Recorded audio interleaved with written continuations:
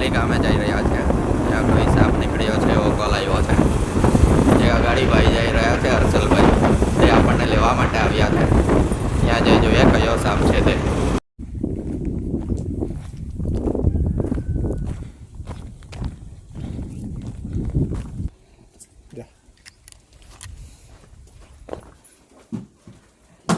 નીચે સાપ છે.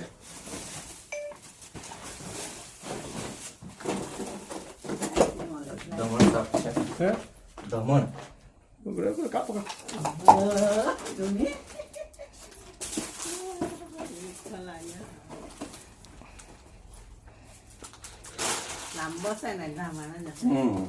દમણ જ છે. એકદમ ડેન્જરી સાપ આવે છે. જે કડે તો પણ કઈ ને કઈ.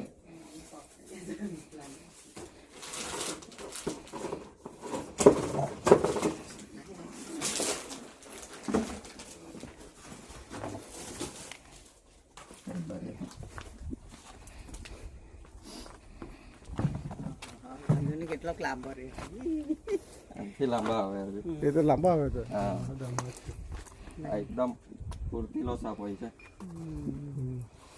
જે બહુ જોરમાં જાય.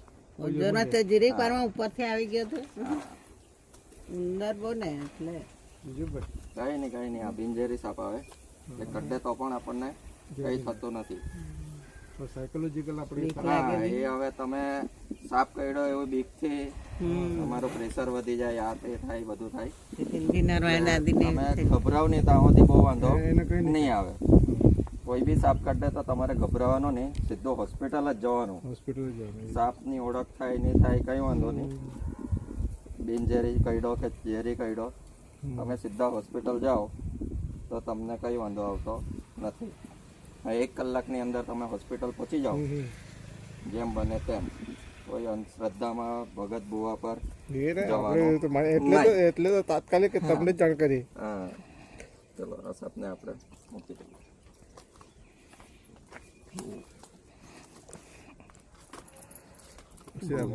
મોડમાં